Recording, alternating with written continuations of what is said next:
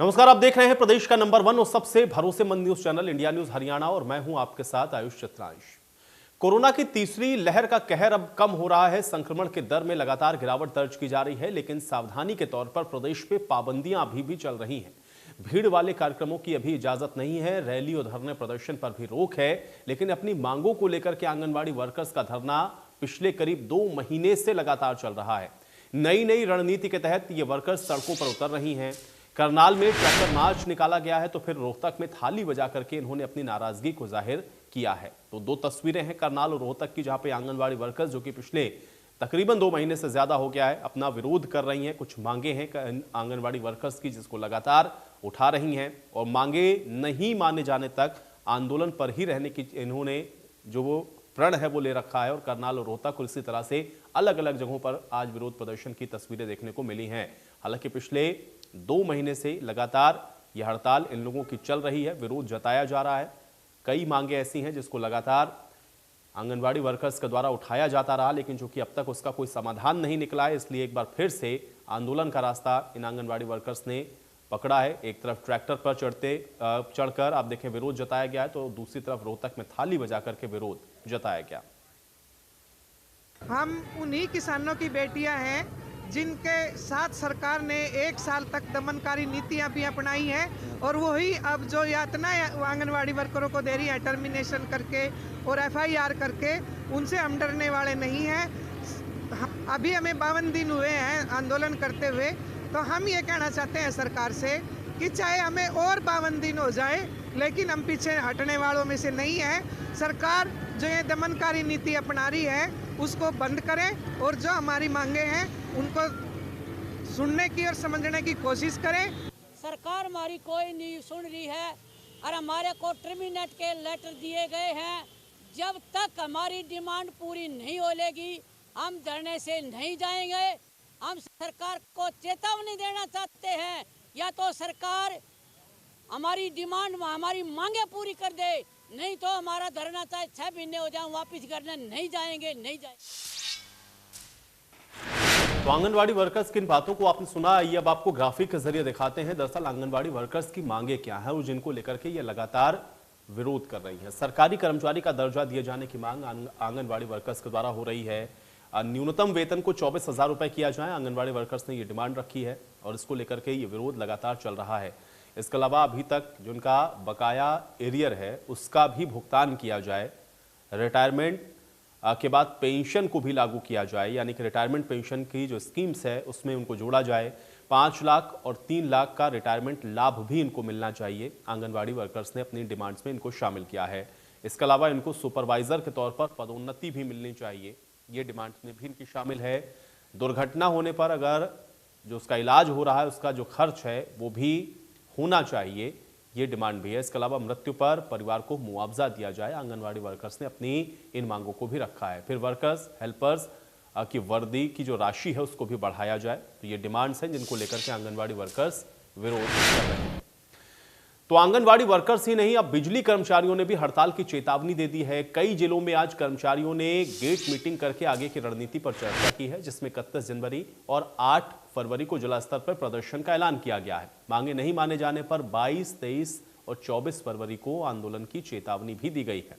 तो सिरसा, बहादुरगढ़ और नारनौल, इन तीनों ही जगहों पर आज गेट मीटिंग हुई है और यहां पर जो रणनीति है उसको बनाया गया है। 31 तारीख को सभी जगहों पर, सभी जिला मुख्यालयों पर प्रदर्शन होगा और उसके बाद 22, 23 और 24 फरवरी को अगर ये मांगे नहीं तब तक मानी जाती हैं तो फिर हड़ताल की भी चेतावनी दी गई है। तो एक तरफ तो आप देख रहे हैं कि आंगनबाड़ी वर्कर्स लगातार हड़ताल पर हैं, प्रदर्शन कर रही हैं, आंदोलन का रास्ता अख्तियार कर रखा है, लेकिन अब बिजली कर्मचारियों ने भी अपनी लंबित मांगों को लेकर के ये विरोध करना शुरू कर दिया है। आज कई जगहों पर मीटिंग की है बिजली कर्मचारियों ने, जहां पर उन्होंने अपने आगे की रणनीति को तय किया है। और आज से ही आप इसको मान लें कि एक तरीके से ये जो शुरुआत है वो आंदोलन की हो रही है। और अगर इनकी डिमांड्स को नहीं मानती है सरकार तो फिर ये 22, 23 और 24 फरवरी को उग्र आंदोलन करेंगे, हड़ताल भी करेंगे। कर्मचारियों की काफ़ी लंबित डिमांडें हैं, जिसमें कच्चे कर्मचारियों को पक्का करना, रिस्क अलाउंस है, हमारे बिजली फ्री यूनिट का है, और काफ़ी सारी डिमांडें हैं जो हमारे जेईओ के, और एक और ये समय वगैरह लगाने जा रहे हैं, घड़ियां वगैरह के, भाई आदमी उससे बंद जाएगा तो अपने घर भी नहीं सो पाएगा। सरकार इतनी ज़्यादती कर रही है कर्मचारियों पे जिसकी कोई हद नहीं है। उसके विरोध स्वरूप हमारी सेंट्रल काउंसिल ने 22 तारीख को HSAB वर्कर यूनियन की और 23-24 को राष्ट्रव्यापी हड़ताल करने का फैसला लिया है। हरियाणा सरकार को, निगम मैनेजमेंट को अपना मांग पत्र दिया हुआ है, जो कि पिछले काफ़ी समय से पेंडिंग है, और लगातार इसके ऊपर हमारे जो प्रयास केंद्रीय परिषद ने किए कि किसी तरीके से मीटिंग करके केंद्रीय परिषद की मांगों पर गौर किया जाए, जिसके ऊपर गौर नहीं किया गया। उसी की एवज के अंदर केंद्रीय परिषद ने फैसला लेते हुए 22 फरवरी 2022 को हमने एक दिन जो बिजली बोर्ड की सांकेतिक हड़ताल करने का फैसला लिया है, उसी के क्रम के अंदर आज ये धरना जो है 2 घंटे का लगाया गया है। हमारा एक एक कर्मचारी, एक एक साथी हड़ताल में जाने के लिए तत्पर है। हम सिर्फ सेंट्रल काउंसिल की आदेश की पालना करेंगे और सरकार से मांग करते हैं कि हमारा एक एक कर्मचारी जो भी कच्चा है उसको पक्का किया है, समान वेतन समान काम के आधार पर उनको वेतन मिलना चाहिए। और आइए अब आपको ग्राफिक के जरिए बिजली कर्मचारी की भी डिमांड्स क्या हैं जिनको लेकर के वो हड़ताल कर रहे हैं या विरोध कर रहे हैं, ये समझ लीजिए। कच्चे कर्मचारियों को पक्का किया जाए, ये इनकी सबसे पहली मांग है। बिजली कर्मचारी जिसको लेकर के आज विरोध कर रहे थे। पुरानी पेंशन की बहाली की मांग कर रहे हैं बिजली कर्मचारी, और इसी को लेकर के आंदोलन की चेतावनी, हड़ताल पे जाने की चेतावनी है। अब इसमें रिस्क अलाउंस की भी मांग की गई है बिजली कर्मचारियों की तरफ से। फिर कर्मचारियों को मुफ्त बिजली दी जाए, ये डिमांड भी कर्मचारियों ने की है। तो ये मांगे हैं बिजली कर्मचारियों को, जिसको लेकर के जो अपना विरोध है वो बिजली कर्मचारी जता रहे हैं। हड़ताल पे जाने तक की चेतावनी दे दी गई है 22, 23 और 24 फरवरी को, और अगर तब तक इन डिमांड्स को नहीं माना जाता है तो फिर हड़ताल भी होगी। लेकिन उससे पहले 31 तारीख को आपको बता दें कि सभी जिला मुख्यालयों पर यह विरोध प्रदर्शन भी होगा। सरकारी कर्मचारी का उनको दर्जा दिया जाए, यह आंगनबाड़ी वर्कर्स की मांग है। बिजली कर्मचारियों की भी मांग हमने आपको दिखाई है। न्यूनतम वेतन 24,000 रुपये करने की मांग आंगनबाड़ी वर्कर्स कर रही हैं। तो दोनों ही तरफ से आप देख रहे हैं, चाहे आंगनबाड़ी वर्कर्स हों या फिर बिजली कर्मचारी हों, अपनी अपनी मांगों को लेकर के विरोध कर रहे हैं, हड़ताल पर जाने की चेतावनी दे रहे हैं। और अब देखना यह है कि इन दोनों ही तरफ से ये जो डिमांड्स की जा रही हैं, चाहे आंगनबाड़ी वर्कर्स की हो या बिजली कर्मचारियों की, इनका हल कैसे निकाला जाता है, इसका रास्ता कैसे निकलता है, क्योंकि दोनों ही तरफ से कर्मचारी अपनी अपनी मांगों को लेकर के अब सड़कों पर हैं और अपना विरोध दर्ज करवा रहे हैं।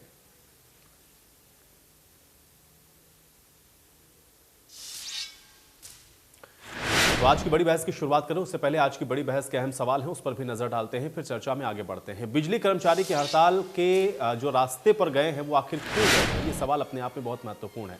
सवाल इस बात का भी है कि आंगनबाड़ी वर्कर्स की मांगों का समाधान आखिर क्यों और कब होगा। मांगे मनवाने के लिए हड़ताल का ही एकमात्र रास्ता है क्या, और कोरोना काल में रोक और प्रदर्शन के बावजूद भी धरना प्रदर्शन जो हो रहा है क्या ये सही है। तो कुल मिलाकर के अपने आप में ये तमाम अहम सवाल हैं जो कि दोनों ही तरफ से आप देख सकते हैं, चाहे बिजली कर्मचारी हो या आंगनबाड़ी वर्कर्स, अपनी अपनी डिमांड्स को लेकर के सड़कों के ऊपर हैं। लेकिन अब इसका हल निकाला कैसे जाएगा, आज इसी पर हम चर्चा करते हैं। फिलहाल कुछ मेहमान मेरे साथ जुड़े हैं, उनका परिचय आपके साथ करवा देते हैं। हुकुम सिंह भाटी जी हमारे साथ जुड़ रहे हैं, प्रवक्ता हैं भारतीय जनता पार्टी के। हुकुम सिंह भाटी जी, बहुत स्वागत है आपका चर्चा में। बालमुकुंद शर्मा जी हमारे साथ जुड़ रहे हैं, प्रवक्ता हैं कांग्रेस पार्टी के। बालमुकुंद शर्मा जी, आपका भी स्वागत है। रजत पंजेटा जी हमारे साथ जुड़ रहे हैं, प्रवक्ता हैं इंडियन नेशनल लोकदल के। रजत पंजेटा जी, आपका भी स्वागत है। और बिजनेश राणा जी हमारे साथ जुड़ रहे हैं, सचिव हैं आंगनबाड़ी यूनियंस के। बिजनेश राणा जी, आपका भी स्वागत है।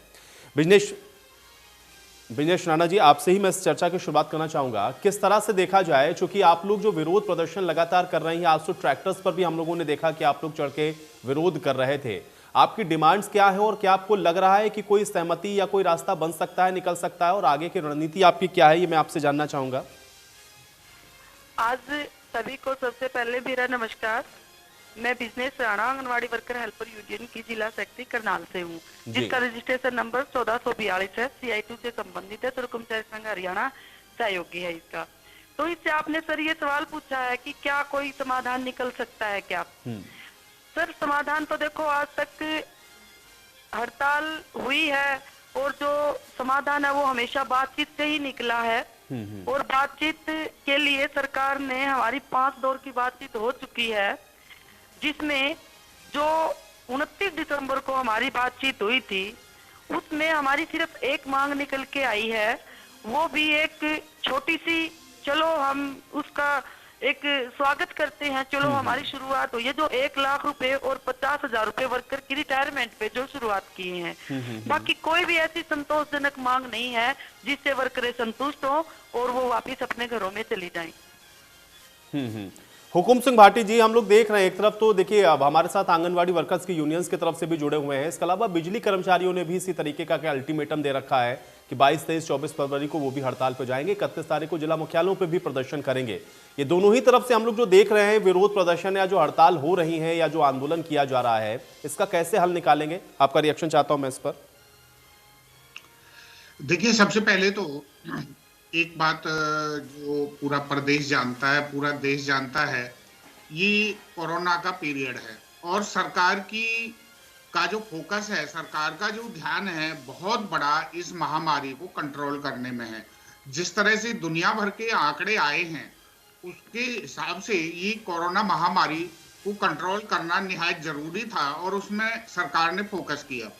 दूसरी बात, मुझे नहीं लगता कि कर्मचारी यूनियनों को इस समय पर कोई इस तरह के बहुत ज्यादा तेजी अफरा तफरी दिखाने की आवश्यकता है। निश्चित तौर पर सरकार ने देखी पहले पिछले 5 साल के टेन्योर में और अब इस 2 साल के 20 कार्यकाल में जेजेपी गठबंधन के साथ हमने कर्मचारियों की समस्याओं का बहुत कुछ निदान किया है। सबसे पहले तो देखिए, कर्मचारियों की एक सबसे बड़ी जो दिक्कत थी उसमें जिसमें आंगनवाड़ी वर्कर्स का शायद बहुत ज्यादा उसमें इनको परेशानी शायद नहीं हो, क्योंकि इनको तो जहां दिया हुआ है वो सेंटर इनका रहता है। लेकिन दूसरे कर्मचारी सबसे ज्यादा जो तबादला नीति थी, जो एक उद्योग का रूप पिछली सरकारों में ले चुका था, उसको बंद किया और ऑनलाइन ट्रांसफर पॉलिसी सरकार ने अडॉप्ट की, जिससे कर्मचारी बहुत कुछ हद तक संतुष्ट हैं और लगभग उनकी चॉइस के स्टेशन कर्मचारियों को दिए। मैं सामान्य कर्मचारियों की सभी की इससे संबंधित बातें कर रहा हूं और अभी बिजनेस राणा जी ने बताया भी कि उनकी भी संबंधित डिमांड को पूरा किया है। चलिए, एक शुरुआत तो हुई है। दूसरी बात, ये सारा पीरियड आप देखिए पिछले कोरोना का जो नहीं, लेकिन हुकुम सिंह भाटी जी देखिए, किसी को भी शौक नहीं है कि वो जाकर के सड़कों पर यूं विरोध करे जब स्थितियां इस तरह की हो कि उनके पास कोई ऑप्शन ना हो। हुकुम सिंह भाटी जी, हुकुम सिंह भाटी जी, जब ऑप्शन ना हो तो फिर इंसान को मजबूरन हो अब ये विरोध प्रदर्शन करना पड़ता है और उसका ये राइट भी है। मुझे ये बताइए कि 8 दिसंबर से, मैं पुरानी बातों में तो जा ही नहीं रहा हूं क्योंकि आंगनबाड़ी वर्कर्स इसके पहले भी लगातार कई बार इस तरह से आंदोलन और विरोध जता चुकी हैं, लेकिन 8 दिसंबर से अगर ये आंगनबाड़ी वर्कर्स लगातार कह रही है कि उनके डिमांड्स को आप माने, लगातार अपनी बात को वो रख रही है आपके बीच में, उसके बाद भी हुकुम सिंह भाटी जी अगर आप उसका हल नहीं निकाल पा रहे हैं तो कैसे होगा? हुकुम सिंह भाटी जी, 8 दिसंबर से तो कम से कम ये लोग हड़ताल पर है, कैसे निकालेंगे इसका हल? देखिए, निश्चित तौर पर सभी समस्याओं का हल बातचीत के जरिए ही निकलता है। ये हमारे अभी राणा जी भी जो हमारी कर्मचारी यूनियन से, उन्होंने भी कहा है कि बातचीत ही सबसे बड़ा हल है। और तो कब होगी वो बातचीत? एक बात और भी है कि किसी भी, मान लिया आंगनवाड़ी वर्कर्स हैं या बिजली बोर्ड से हैं या टीचर्स हैं या कोई और विभाग है, कि उसमें ये भी देखना पड़ता है कि एक विभाग का प्रभाव दूसरे को कहीं कोई प्रभावित ना कर दे। क्योंकि सबका एक समान अधिकार है, सबको जैसे समान वेतन, समान काम का जो बात आती है, बिल्कुल निश्चित तौर पर है, सुप्रीम कोर्ट की डायरेक्शन भी है, समान वेतन के लिए, समान काम के लिए समान वेतन ही मिलना चाहिए। कहीं ना कहीं इस तरह की जो असमानताएं रह जाती हैं, सरकार उनको दूर कर रही है, बहुत सारी समस्याओं को दूर किया भी है। तो मुझे लगता है कर्मचारी यूनियंस को थोड़ा सा इस समय संयम से काम लेना चाहिए, क्योंकि कोरोना का पीरियड है, ये फेज निकल जाए उसके बाद। ठीक है, बालमुकुंद शर्मा जी, बिजली कर्मचारी हो या आंगनबाड़ी वर्कर्स हो, सड़कों पर हैं इस समय और प्रदर्शन कर रहे हैं। हुकुम सिंह भाटी जी कह रहे हैं कि थोड़ा सा धैर्य रखना चाहिए, हम एक एक करके सारी जो समस्याएं उनको दूर करेंगे। आपका रिएक्शन चाहता हूं मैं। देखिए, मैं ये कहना चाहता हूँ, ये आपने जो बात बिजली बोर्ड कर्मचारियों के बारे में कही, आंगनबाड़ी के, मैं इससे थोड़ा आगे लेके जाता हूँ। अतिथि अध्यापकों, कंप्यूटर ऑपरेटरों, रोडवेज कर्मचारियों ने चक्का जाम पीछे किया, चौकीदार, लंबरदार, किसान, आड़ती, सब लोग हड़ताल पे हैं। सरकार में संवेदनशीलता जो होती है ना, जो एक चीजों को उनसे लोगों से पूछ करके समाधान करने की, उस प्रणाली पे सरकार चली नहीं हरियाणा में पिछले 7 साल से। उसमें मुख्यमंत्री जी का पहले 5 साल में तो खुद मुख्यमंत्री ने माना कि मेरा अनुभव कम है, और विपक्ष ने भी और प्रदेश के लोगों ने भी ये माना, चलो अनुभव कम है तो सीखने से इंसान बनता है, कोई माँ के पेट में नहीं सीख के आता, ये सब लोग मानते हैं। लेकिन अब इस टर्म 2 में ये जो दूसरी इनकी सरकार चल रही है, इसमें तो ये दिखाई दिया कि मुख्यमंत्री बहुत अनाड़ी तरीके से पेश आते हैं, किसी चीज पर समाधान की बात सोचते ही नहीं वो, और वो सोचते भी हैं बात वार्तालाप जब बिल्कुल हाथ से बात निकल जाती है, जब अधिकारी उस बात को कंट्रोल नहीं कर पाते, फिर मुख्यमंत्री किसी न किसी तरीके से पॉलिटिकल सतर पर, राजनीतिक सतर पर वार्ता की शुरुआत करते, और वो भी मुख्यमंत्री नहीं करते, केंद्र से कोई न कोई लोग आते हैं। जब भी मनोहर लाल जी के हाथ से डोर छूट जाती है, फिर केंद्र के लोग आकर के उसको संभालते हैं। ये तो हमारे पिछले 7 साल का, चाहे आप जाट आरक्षण में लगा लो, किसान आंदोलन में लगा लो, या रोडवेज का जाम में लगा लो, किसमें मुख्यमंत्री जी ने ऐसी पहल की जिससे समाधान निकला हो? ताड़ियां बजाई हो या लड्डू बने, आज तक तो कोई समाधान हुआ नहीं। अब ये बिजली कर्मचारी जिस तरीके से कह रहे हैं, इन्होंने कितना लंबा टाइम दे दिया, 1 महीने का। अब ये इन्होंने 22, 23, 24 फरवरी का दिया है। मैं आपको ये बात लिख के दे सकता हूँ कि 20 फरवरी तो ये भी नहीं पूछेंगे बिजली कर्मचारी हैं कहाँ, और उनकी मांग आप देखोगे भावनात्मक तरीके से भी सोचा जाए, अगर, क्योंकि राजा या शासक या जो प्रधानमंत्री, मुख्यमंत्री, ये जनता के नुमाइंदे भी होते हैं और हमारे वो भी होते हैं। ये अगर इसको निश्चित हो जाए, बिजली कर्मचारी कहते हैं कि भाई हमारे को पक्का किया जाए जो कच्चे कर्मचारी हैं, और जो समान वेतन दिया जाए, 8 घंटे वो काम करे, 8 घंटे वो काम करे, तो क्यों ना बराबर तनख्वाह दी जाए। वो अपनी पेंशन वाले की मांग करते हैं। जब विधायकों को पेंशन है, नौकरशाहों को पेंशन है, तो कर्मचारियों का, बेचारों का क्या कसूर है?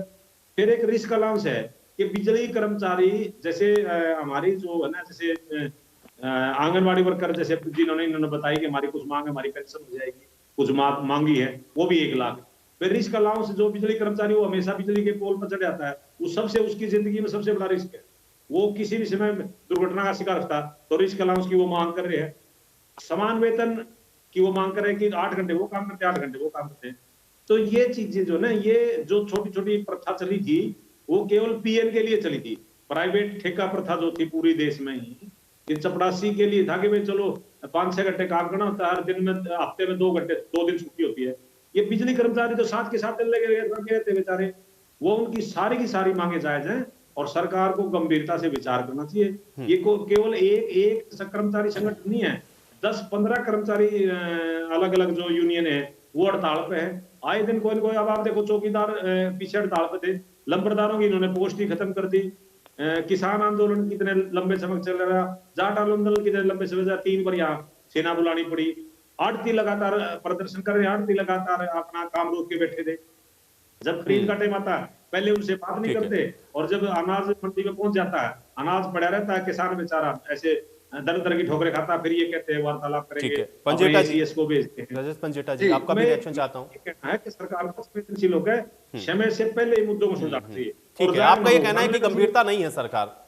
रजत पंजेटा जी, आपका रिएक्शन चाहता हूं। नहीं है। हाँ जी, देखिए, जो बाल मुकुंद जी ने कहा वो मैं दोहराना नहीं चाहूंगा, लेकिन मैं, जो ये आंगनवाड़ी वर्कर हैं, ये कोरोना काल के अंदर भी जिस तरीके से इन्होंने काम किया, ये एक कोरोना वॉरियर के रूप में हमारे जो मुश्किल भरा समय था उसमें ये फील्ड में थे। ये इनका जो है हम किया हुआ मुख्यमंत्री जी को देखना चाहिए। मैं मुख्यमंत्री जी की विधानसभा मार्च 2018 में मुख्यमंत्री जी ने कहा था कि जो आंगनवाड़ी वर्कर हैं, जो हेल्पर है, उनको अर्धकुशल, और जो आंगनवाड़ी वर्कर है उनको कुशल कर्मचारी का दर्जा दिया जाने की मुख्यमंत्री जी ने घोषणा की थी। अब आती है बात कि मुख्यमंत्री जी अगर खुद घोषणा करते हैं, उसके बाद यूनियन के 5 नेताओं की बर्खास्तगी करते हैं, इन पे मुकदमे डालते हैं, अपनी कही हुई बात के ऊपर भी खरा उतरने का काम नहीं करते हैं। एक और चीज जो बड़ी इंटरेस्टिंग है आयुष जी, 8,500 करोड़ का जो पूरे के पूरे देश में कोरोना काल में अलग अलग राज्यों को मिला, हरियाणा के मुख्यमंत्री ने 1 रुपए की मांग भी नहीं करी, मिला ही नहीं, 1 रुपया नहीं मिला 8,500 करोड़ में से। क्या ये जो आंगनवाड़ी वर्कर हैं, आज इनकी मांगे हैं, चाहे कच्चे पक्के की हो, वो उसमें भी है, बिजली वाले भी हैं, इनकी भी है, हर वर्ग आंदोलन है। ये तो मैं रिपीट नहीं करना चाहूंगा, चाहे रोडवेज वाले हैं, चाहे किसान है, चाहे आड़ती हैं, हर एक वर्ग जो है वो आंदोलित है। कहीं ना कहीं सरकार अभी मांग 52 दिन तो इनको हो गए, 40,000 से अधिक जो है ये आंगनवाड़ी वर्कर कहीं इनके कच्चे पक्के की मांग है, कहीं आफ्टर रिटायरमेंट के बेनिफिट्स हैं इनके। तो वो सारा का सारा सरकार को 5 दौर की वार्ता तो ये कर चुकी है सरकार। तो अगर ये 52 दिन से बैठे हैं, वो तो सरकार के हाथ में कि कोरोना काल में कितना लंबा इनको खींचना है। मैं तो सिर्फ यही कहूंगा, इक्वल जो पे है वो मिलनी चाहिए बेसिस के ऊपर। ऐसा कोई काम नहीं है जो सरकार चाहे वो कर ना सके, लेकिन नियत और नीति दोनों ही सरकार की जो है वो संदेह में है। आज जो जिस तरीके से युवा है वो युवा आंदोलित है, बेरोजगार है 28 बार पेपर लीक होके, आप ये, मैं वो टॉपिक को नहीं छेड़ना चाहता, लेकिन हाँ, आज हरियाणा सरकार जिस तरीके का काम कर रही है, जिस तरीके से 2022 में इन्होंने वादा किया था कि किसान की आय दुगनी कर देंगे, वो भी एक जुमला था। मुख्यमंत्री जी कहते हैं 2024 तक हर घर रोजगार देंगे। जिनको रोजगार दिया हुआ उनकी हालत आज देख लीजिए क्या है। आज ये कर्मचारी हैं जिनको रोजगार मिला हुआ है, उनके ऊपर इतने, ये पहला डिबेट नहीं है, आपके चैनल पे मैं 2-3 डिबेट पहले भी कर चुका हूँ आंगनवाड़ी वर्कर्स की स्ट्राइक को लेके, चाहे वोकेशनल टीचर्स हो, चाहे डॉक्टर्स हो। हर वर्ग जो है आज आंदोलित है। वो सरकार की नीति ही गलत है जो सरकार मानने के लिए तैयार नहीं है। विजनेश राणा जी, चूंकि ये कहा गया अभी यहाँ पे हुकुम सिंह भाटी की तरफ से कि थोड़ा सा भी आप लोग को और धैर्य रखना चाहिए, इतना ज्यादा आपाधापी की जरूरत नहीं है, सरकार आपकी बातों को सुन रही है और धीरे धीरे उसका समाधान की ओर बढ़ेगी। आपको लगता है कि सरकार वाकई में संजीदगी के साथ सोच रही, इन विषयों पर विचार हो रहा है? मैं इन महोदय की बात पर ही जवाब देती हूँ। जो ये मांग मुद्दे हैं हमारे, ये जो हमारे माननीय मुख्यमंत्री जी हैं, इन्होंने पूरे 2018 में इनकी घोषणा की थी। विजनेश राणा जी, कुछ ऑडियो में दिक्कत है, मुझे लग रहा है कि शायद माइक थोड़ा सा पास ला करके बोले आप। मैं ये कह रही हूँ जो ये जो हमारे मुख्यमंत्री ठीक है विजनेश जी, आपकी ऑडियो नहीं आ रही, मैं अभी आपकी ऑडियो जब सही होती तब मैं आपके पास वापस आता हूँ, तब तक मैं हुकुम सिंह भाटी जी से जवाब लेता हूँ। हुकुम सिंह भाटी जी, जवाब दीजिए। मैं ये कह रही हूँ सर, आप तो मेरी आवाज सुन पा रहे हो?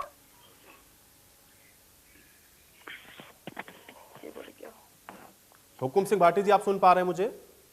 हाँ बिल्कुल जी जी, हुकुम सिंह भाटी जी जवाब दीजिए। विजनेश राणा जी बोल रही थी, उनकी आवाज हमें तो ठीक आ रही थी, शायद हो सकता है स्टूडियो में नहीं आ रही हो। कोई बात नहीं है, जरूर सुनेंगे उनको भी। देखिए, सबसे बड़ी बात, अभी हमारे साथी कह रहे थे कि सरकार गंभीर नहीं है। अगर सरकार गंभीर नहीं है तो हमारी बहन ने अभी बताया, विजनेश राणा जी ने स्वयं बताया कि हमारे जो कुछ रिटायरमेंट बेनिफिट्स हैं 1,50,000 और 50,000 रुपए, वो रिटायरमेंट बेनिफिट शुरू कर भी दिए। उसके अलावा उनकी वर्किंग फैसिलिटी आप देखिए, सबसे बड़ा कर्मचारियों को वर्किंग फैसिलिटी, जो पिछली सरकार है उनको इधर से उधर दौड़ाने का काम करती थी, वो स्टेबिलिटी सरकार ने दी है। हमारी सरकार ने ऑनलाइन पॉलिसी ला करके जो कर्मचारियों को एक राहत दी, बहुत बड़ा काम किया। उसके अलावा समान वेतन समान काम का जो फार्मूला है, बिल्कुल है, कहीं ना कहीं कुछ विभागों में उसकी असमानताएं हैं, उसको देखिए, क्योंकि पूरे के पूरे विभागों को सामने रख कर के कोई भी सुविधाएं दी जाती हैं। और मान लिया मैं पेंशन बहाली की बात करूं, पेंशन बहाली का मुद्दा तो कांग्रेस 10 साल में रही, कांग्रेस क्यों नहीं पेंशन बहाली करके चली गई? इसलिए ये सारे मुद्दे, क्योंकि ये बजट को प्रभावित करते हैं और पेंशन उस समय खत्म की गई, कोई ना कोई उसके पीछे दूसरे बेनिफिट्स जोड़े गए, सरकार को इन सब बातों पर विचार करना होता है। इसके अलावा मैं एक बहुत बड़ी बात बताता हूं, कर्मचारियों के लिए जो सबसे बड़ी संतुष्टि की बात है, पहले पर्ची और खर्ची से नौकरी मिल रही थी, आज पिछले 5 साल में भारतीय जनता पार्टी की शासनकाल में और अब पर्ची और खर्ची से जो नौकरी मिल रही थी, चलिए ठीक है, लेकिन मुझे बताइए जिनके पास नौकरी है वो तो सड़कों पर है ना। अभी यहाँ देखिए, बाल मुकुंद जी ने भी वही बात बताई, वही बात पंजेटा जी ने भी बताई कि चाहे रोडवेज कर्मचारी हो, चाहे आंगनबाड़ी वर्कर्स हो, बिजली कर्मचारी हो, टीचर्स हो, सब तो विरोध कर रहे हैं। और आपने हल के नाम पर अभी इन सारे कर्मचारियों के लिए क्या किया है? क्यों है सड़क पर? हुकुम सिंह भाटी जी, ये लोग सड़क पर क्यों हैं? विपक्ष ने तो नहीं कहा इनको कि आप जाकर के विरोध करिए, चाहे आंगनबाड़ी वर्कर्स हो, बिजली कर्मचारी हो, रोडवेज के कर्मचारी हो, ये अगर विरोध कर रहे हैं तो सड़कों पर आए, तो इसका मतलब आपकी नीतियों से संतुष्ट नहीं है। विरोध के लिए भी सही समय चुनना चाहिए, ये नहीं है विरोध का समय केवल और केवल चुनाव आ गया तो विरोध शुरू कर दो, सड़क पर आ जाओ। कोरोना का पीरियड चल रहा है, सरकार का फोकस इस महामारी को कंट्रोल करने में लगा हुआ है, अब तुम सड़कों पर आ जाओ, विरोध करने लगो। देखिए, हर चीज का एक समय है। सरकार ने सहानुभूति से काम किया है, सरकार ने कर्मचारियों को स्टेबिलिटी दी है। चलिए, बिजनेश राणा जी से मैं इस पर जवाब देता हूं।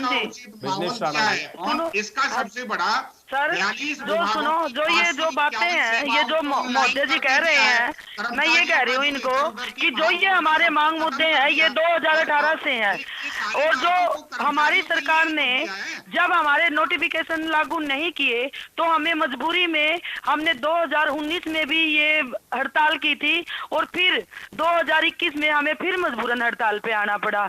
जो ये मांग मुद्दे हैं, सरकार ने नोटिफिकेशन जारी नहीं किए थे तो इसलिए हम क्या करते। और मैं एक बात और बताऊं, देखो, सरकार हड़ताल दिन आज हमें हो चुके हैं, और सबसे बड़ी बात यह कि ना तो सरकार का कोई बयान आया इसके ऊपर, और ना ही अभी तक विपक्ष ने, जैसे 2018 में बहुत बड़ा मुद्दा बनाया था इसको और विपक्ष ने हमारी आवाज उठाई थी, लेकिन अब की बार विपक्ष भी हमारी कोई आवाज नहीं उठा रहा है, चाहे जो मर्जी पार्टी हो। लेकिन सरकार क्या चाहती है? हाँ जी, जो सरकार ने हमारे बहुत सारे ऐसे मुद्दे हैं जिसको सरकार ने रोक रखा है। फोन के लिए जो सरकार ने हमारे ऊपर ऑनलाइन काम का, पोषण ट्रैकर का, मैपिंग का जो दबाव हमारे ऊपर बना रखा है, सरकार, केंद्र सरकार ने 3 साल से एक सेंटर के 8,000 रुपए, यानी कि 20 करोड़ 16 लाख रुपए सरकार ने 3 साल से दे रखे हैं केंद्र सरकार ने, जो आज तक हरियाणा सरकार ने हमें वो नहीं दिए हैं। सितंबर 2018 में जो प्रधानमंत्री जी ने हमारे को 1500 और 750 रुपए का जो दिवाली का तोहफा दिया था, वो भी सीएम साहब ने हमारा काट लिया है। अगर हम आज तक की उसकी गणना करें तो हमारी 210 करोड़ रुपए हमारे 3.5 साल में बनते हैं, जो खट्टर सरकार दे नहीं रही है हमें। और जैसे कि हमारा आंगनवाड़ी में जो मानदेय है, जो खट्टर सरकार कहती है कि हम 1 नंबर पे दे रहे हैं, मैं बताना चाहती हूँ, और ये भी कह रहे हैं कि मैं इनको सरकारी नहीं कर सकता। मैं ये कहती हूँ कि जो हमारा तेलंगाना और तमिलनाडु में है, 2 जगह हमारी जो आंगनवाड़ी वर्कर हेल्पर यूनियन है, वो आंगनवाड़ी वर्कर हेल्पर है, वो बिल्कुल सरकारी कर्मचारी का दर्जा उन्होंने दिया हुआ है। पांडिचेरी में हमारी वर्कर, आंगनवाड़ी वर्कर और हेल्पर बिल्कुल सबसे ज्यादा मानदेय वहां पे मिल रहा है। केरल में भी 13,000 रुपए और 8750 रुपए मिल रहे हैं, और केरल सरकार ने 1,000 रुपए और 500 की फिर घोषणा कर दी है। हरियाणा सरकार क्या दे रही है? मिनी सेंटर को 10,232 रुपए दे रही है, और आंगनवाड़ी को जो पूरे सेंटर हैं उनको 11,811 रुपए और हेल्पर को 645 रुपए दे रही है। और जो रिटायरमेंट लाभ है अन्य जो प्रदेश है उनमें, जैसे कि पांडिचेरी में 3 लाख रुपए वर्कर, 3 लाख रुपए वर्क हेल्पर को मिलता है, तेलंगाना में 1,75,000 रुपए मिलते हैं दोनों को, तमिलनाडु में 1,75,000 रुपए मिलते हैं, केरल में भी 1,75,000 रुपए मिलते हैं। और ये आज से नहीं, काफी कम से कम 15 सालों से लगातार मिलते हैं।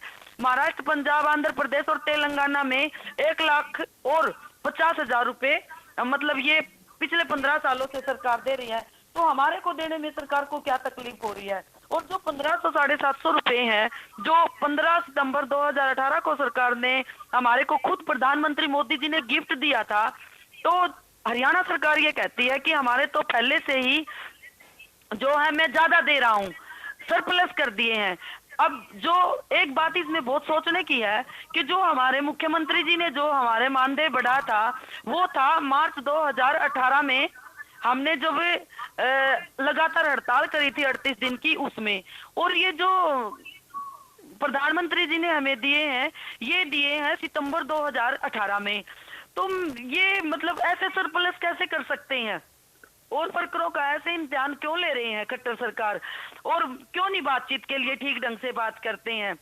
अब हमारे हरियाणा में जो 5 कुल यूनियनें हैं, यहाँ पे 52,000 वर्कर हेल्परों पे, अब जो शुरू में हड़ताल में ही नहीं है, उन 2 कमेटियों को भी साथ बुलाया सरकार ने, 2 यूनियन को भी।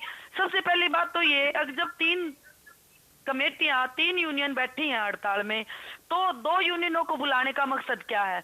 चलो उन्होंने बुला भी लिया, तो जो भारतीय मजदूर संघ की एक यूनियन है, एक जगमती वाली यूनियन है जो हड़ताल में ही नहीं है, अब उन्होंने कैसे फोटो खिंचाई, कैसे विक्टोरी बनाई, सहमति वगैरह तो कुछ हुई नहीं थी, तो इसलिए क्या हुआ, फिर उसके लिए बाहर आकर जो मुख्यमंत्री जी ने बोला कि भाई बालमुकुंद शर्मा जी, चूंकि ये जो बात अभी हुकुम सिंह भाटी जी कह रहे थे, ये थोड़ा सा और आगे बढ़ाते हुए, क्या आपको लग रहा है कि वाकई में अभी थोड़ा इंतजार और किया जा सकता है, या कि वो ये कह रहे हैं कि हमने एक एक करके सारी चीजों को आइडेंटिफाई तो कम से कम किया है, समय लगेगा क्योंकि प्रोसेस थोड़ा इसका लंबा है, ऐसा नहीं है कि जो डिमांड्स रखी उसको हम तुरंत मान लें?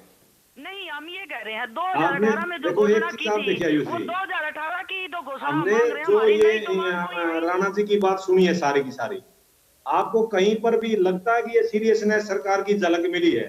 इन्होंने जैसे एक आरोप नहीं लगाया, एक सत्य आंकड़े पेश किए हैं कि 15 सितंबर 2018 को प्रधानमंत्री जी की घोषणा के बाद 1500 750 रुपया मानदेय देना था, दिवाली का तोहफा, जो कि एक छोटा कारोबारी है ना, अगर इसके 10 कर्मचारी हो वो भी दिवाली पे गिफ्ट देता अपने जो उनके कर्मचारी होते हैं। और ये हरियाणा सरकार ने केंद्र ने दिया, हरियाणा सरकार ने आगे देना था, वो रख के बैठ गए। और जैसे इन्होंने कितने अच्छे तरीके से हमारी जो आंगनबाड़ी वर्कर है, उन्होंने केरल का, तमिलनाडु का, महाराष्ट्र का, पंजाब का, तेलंगाना का उदाहरण दिया। इसमें से कमोबेश ये देखो, इनमें कहीं भी बीजेपी की सरकार नहीं है, चाहे वो केरल हो, तमिलनाडु हो, महाराष्ट्र हो, पंजाब हो, तेलंगाना। ये राजनीति मैंने तो की नहीं, ये तो आशा वर्कर ने आपको बताया है।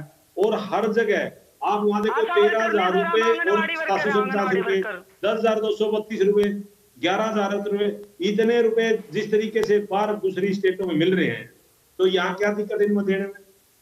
मेरा ये बात और भी तो है सर, अभी भी ये कह रहा हूं, जो सरकार की संवेदनशीलता है, और वो भी ये देखो, हमारी जो महिलाएं, हमारी जो बहनें हैं, जो हमारे परिवार की सदस्य हैं, हमारी माता हैं, सबसे बड़ी बात यह है कि इनको तो रोड पे आना ही नहीं चाहिए। जिस दिन आए सरकार 2 व्यक्तियों की कमेटी बना दे, अगर सरकार की सीरियसनेस होगी ना, मंत्रिमंडल में किसी मंत्री की ड्यूटी लगा दे, उसके साथ 2 कमेटी इनके सदस्य बिठा दे, बैठ करके मांगों को हल कर दे।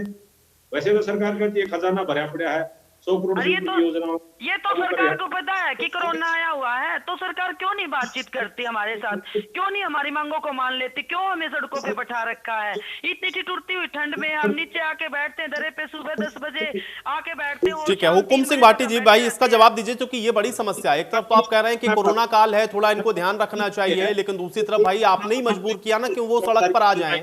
हल निकालेंगे कैसे? कोई समय उनको देंगे या कोई डेडलाइन उनको बताएंगे? वो कब तक इस तरह से आपके ऊपर भरोसा करेंगे? एक सेकंड, बालमुकुंद, हुकुम सिंह भाटी जी जवाब दें इसका।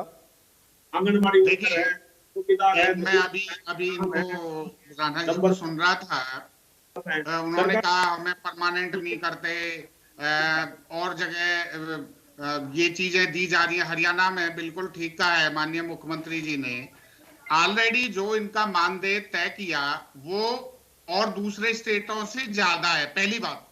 दूसरी बात सबसे बड़ी, ये इनकी एक कॉन्ट्रैक्ट नौकरी है, ये एक संविदा नौकरी है।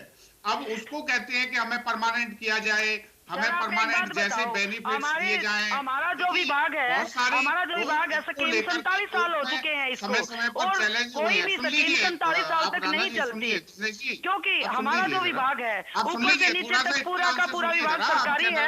जो आंगनबाड़ी है वर्कर और हेल्पर है, जो इसकी नींव रखती है, उनको कच्चा रख रखा है। तो 47 साल तक कोई भी विभाग कच्चा नहीं चलता, इसको पक्का करना ही पड़ता है। उसको बढ़ाया जा सकता है, लेकिन हरियाणा प्रदेश में दूसरे राज्यों से ज्यादा दिया, और क्योंकि ऑलरेडी ज्यादा दिया, इन्होंने बार बार कहा कि प्रधानमंत्री जी ने घोषणा की थी वो नहीं दिया, क्योंकि हरियाणा में पहले ही ज्यादा इनको दिया हुआ था। और दूसरी बात, आप देखिए आंगनवाड़ी कितना ज्यादा है, महंगाई के हिसाब से हमारा गुजारा भी नहीं हो पा रहा है इसमें। अगर हम महंगाई के आंकड़ों को देखें तो हमारी इसमें चूल्हा भी हम चलाने में बड़ा असमर्थ है। मैं ये कहना चाहती हूँ कि जो हमारी 80% बहनें हैं वो बिल्कुल विडो हैं, जो अपने परिवार का इसी पे गुजारा करती हैं, लेकिन जो फिर भी सरकार ने महंगाई के आंकड़े तो इतने बढ़ा दिए हैं, और जो हमारा मानदेय है वो 2018 में 3 साल में जो महंगाई के आंकड़े बढ़े हैं उसके हिसाब से हमारा मानदेय भी सरकार ने बढ़ाना चाहिए। कॉन्ट्रैक्ट सर्विस में है, उसको एक लिमिट तक, एक सीमा तक सरकार देख सकती है।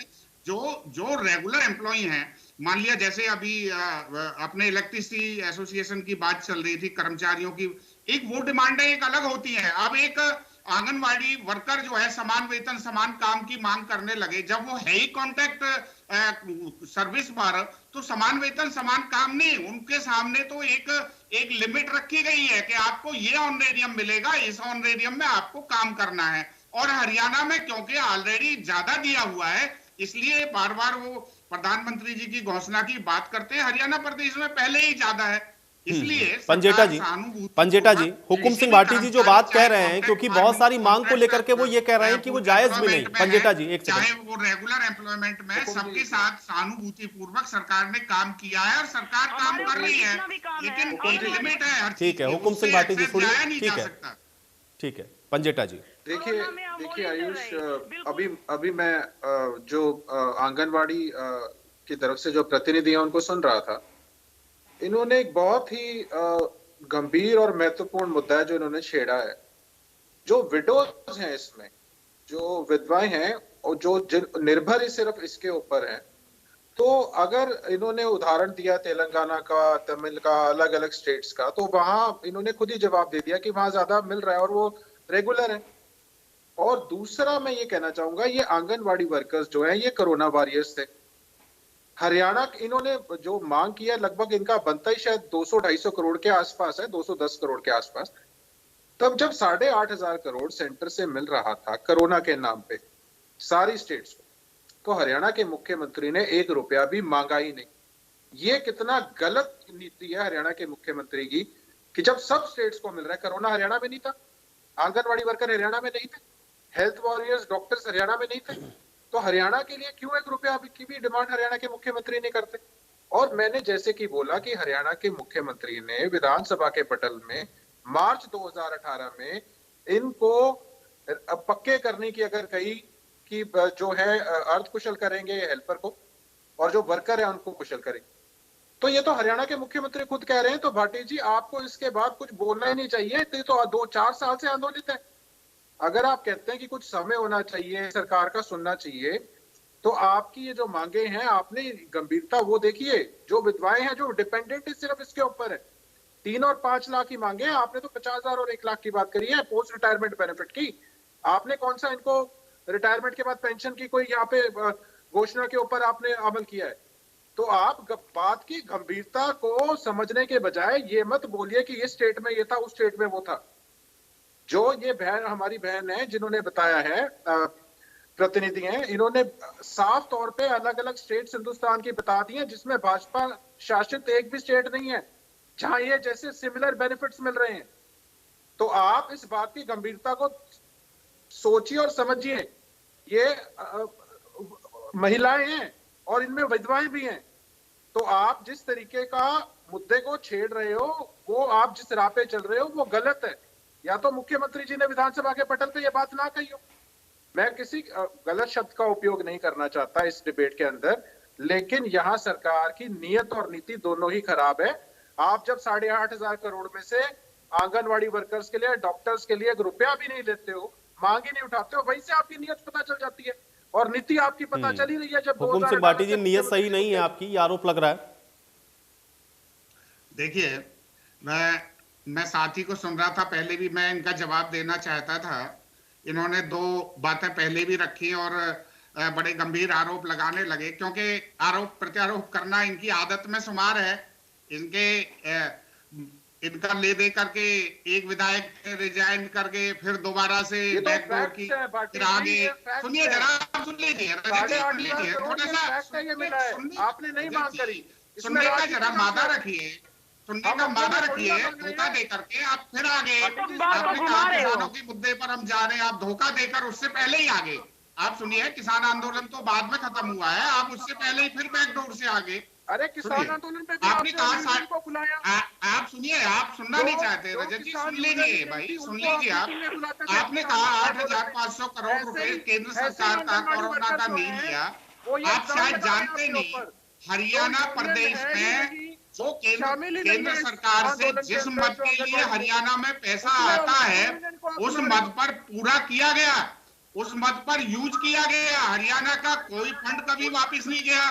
ये दिल्ली नहीं है जहां केजरीवाल जी ने ऑक्सीजन प्लांट लगाने के लिए पैसा लिया और ऑक्सीजन प्लांट ना लगा करके वो पैसा सैलरी में बांट दिया। हरियाणा प्रदेश में ऐसा नहीं होता। हरियाणा प्रदेश में जिस मद के लिए पैसा आया उस मद में पूरा यूज हुआ। यही कारण है कि आज हरियाणा प्रदेश को दूसरे प्रदेश भी फॉलो करते हैं। चाहे सुन लो रजत जी, आप बीच में क्रॉस कर रहे हैं, आप सुन लीजिए जरा, सुनो जरा, आप सुन लो थोड़ा सा। आज इसीलिए हरियाणा प्रदेश की ट्रांसफर पॉलिसी, हरियाणा प्रदेश की नियुक्ति पॉलिसी, अपॉइंटमेंट नौजवानों को, हरियाणा प्रदेश की 551 सेवाएं, जो पोर्टल के ऊपर योजनाएं, जो पोर्टल के ऊपर 42 विभागों की है, आज दूसरे प्रदेश भी फॉलो करते हैं। हरियाणा सरकार ने भाटी जी दूसरे प्रदेश फॉलो करते हैं, चलिए बहुत अच्छी बात, आपको मुबारक। लेकिन मुझे ये बताइए कि भाई ये आंगनवाड़ी वर्कर्स की ये जो समस्या है उसका समाधान कब तक होगा? कब तक होगा आंगनवाड़ी वर्कर्स की इन समस्या का समाधान कब तक होगा? मूल प्रश्न पर आ जाते हैं। चलिए ठीक है, आप लोग आरोप प्रत्यारोप में मत उलझिए। भाटी साहब आपने जवाब दे दिया उनकी बात का। मैं ये कह रहा हूं कि मुझे बताइए ये आंगनवाड़ी वर्कर्स की जो प्रॉब्लम है या इनकी जो डिमांड्स हैं, इनको आप कब तक सॉर्ट आउट करेंगे? कुछ तो समय देंगे ना इनको, या ये यूं ही आप इनको आश्वासन देते रहेंगे और उसके बाद 2 महीने बाद ये फिर से हमको दिखेंगे विरोध करते हुए? कब तक करेंगे समाधान, बताएं। आंगनवाड़ी वर्कर्स सरकार ने बातचीत के बजाय हमारे टर्मिनेशन के लेटर निकाल दिए, हमारे नोटिस निकाल दिए, हमारे ऊपर FIR, कोरोना का नाम लेकर हमारे ऊपर FIR करती है। सरकार की नीतियां खराब है, सरकार बातचीत ठीक ढंग से नहीं करना चाहती और हमारे मांग मुद्दों पे सरकार बात नहीं करना चाहती। जितनी भी मांगे हैं उन सब के ऊपर सरकार काम कर रही है, सहानुभूतिपूर्वक काम किया जाएगा। मुख्यमंत्री जी से मिले। लेकिन भाटी साहब देखिए, विघ्नेश राणा जी तो कह रहे हैं कि आप तो उनको बुला ही नहीं रहे, बात ही करने के लिए नहीं बुला रहे हैं। वो तो कह रही है पहले हमको बुलाइए तो सही, कम से कम हमारी जो यूनियन है जो प्रदर्शन कर रहे हैं, कम से कम उनमें से बुलाइए तो उनका जो उनका प्रतिनिधित्व कर रहे हैं उनको बुलाइए, पहले उनके साथ बैठ कर बात करिए। आप तो उनको इनवाइट भी नहीं कर रहे हैं। अभी हमने विघ्नेश राणा जी को सुना, वो कह रहे हैं एक यूनियन को बुलाया नहीं, 2 को बुला लिया। ये तो आपस की फूट है यूनियनों की। आपस की फूट नहीं है, सुनो, और इसी सुनो, आपस की फूट नहीं है ये। आप उसके CID के माध्यम से एक बात का पता रहता है हमारे मुख्यमंत्री जी को। जोड़ती यूनियन आंदोलन में ही नहीं है, उन यूनियनों को क्यों बुलाया जाता है? और वो सरकारी यूनियन है, ये CM साहब को भी पता है कि BMS की यूनियन, जो भारतीय मजदूर संघ की यूनियन है, वो सरकारी यूनियन है। वो यूनियन 52,000 आंगनवाड़ी वर्कर हेल्परों के हित में नहीं है। वो यूनियन बिल्कुल भी मजदूर संघ की सरकारी यूनियन नहीं है, ये बिल्कुल सरकारी यूनियन है। यूनियन है, ट्रेड यूनियन सबसे बड़ी है दुनिया भर की। चलिए कौन सी सरकारी है और कौन सी नहीं सरकारी, इससे बेहतर यह है कि इस पर फोकस किया जाए कि कैसे समस्या का समाधान निकलेगा। मैं उम्मीद करता हूं हुकुम सिंह भाटी जी, आप जो बात कह रहे हैं उस पर जल्द से जल्द अमल हो, कम से कम इन समस्याओं का समाधान आप लोग निकालें। बहुत शुक्रिया आप लोगों का, आप लोगों ने समय निकाला, आज इस चर्चा का हिस्सा बने। आज बड़ी बहस फिलहाल इतना ही।